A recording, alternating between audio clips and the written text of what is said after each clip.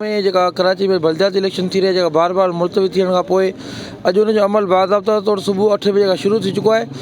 हिन वक़्तु मंझंदि जा 2 थी चुका आहिनि। अवां सम्झो था त जेको पोलिंग जो अमल आहे उहो कीअं हली रहियो आहे। जेको स्टाफ आहे ऐं जेको पोलिंग जे अंदरि प्रिज़ाइडिंग ऑफिसर आहिनि उन्हनि जे रवैये मां मुतमइन आहियो।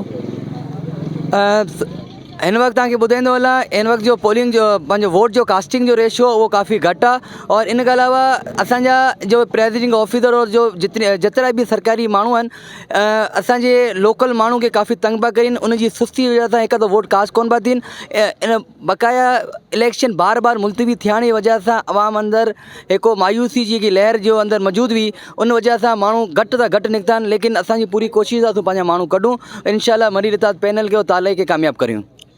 असां पंहिंजे वोटर के पैगाम था ॾियूं बराए महिरबानी पंहिंजा वोट ज़्यादा कास्ट करिन अचन यूसी कास्ट करे बल्दियाती इलेक्शन अंदर नुमाइंदा। और इन खां अलावा असांजी पूरी यही कोशिशि असां पंहिंजा अवाम ज़्यादा मां ज़्यादा कढूं।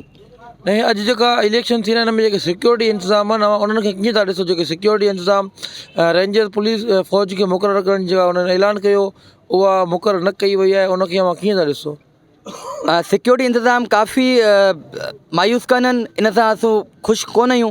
इन लाइ ख़ुशि कोन आहियूं काफ़ी जो अमलो आहे उहो पुलिस खां बाद ना रेंजर्स आहे। रेंजर रिज़र्व में रखियल आहे। अञा तक रेंजर असां किथे बि एक ही पोलिंग स्टेशन ऐं विज़िट पाण ख़ुदि करे चुको आहियां। मूंखे एक ही पोलिंग में किथे बि रेंजर अञा तक कोन मिली आहे। ऐं पंहिंजे हुकूमत सां अपील थो करियां बराए महिरबानी ऐं फिर वक़्तु असांजे सिक्योरिटी जे हवाले सां इन जो इंतज़ाम दुरुस्त करिन। जेके सिक्योरिटी ख़दशा मां ज़ाहिर कया आहिनि उनजे बावजूदि जेको अमलो हूंदो आहे आज़ादु उम्मीदवार में इलेक्शन में हिसो वठी रहिया आहियो। हमेशह इहो हूंदो आहे त जेका सरकारी धुर हूंदी आहे उहा पंहिंजो पावर इस्तेमालु कंदी आहे। इनखे कीअं था ॾिसो।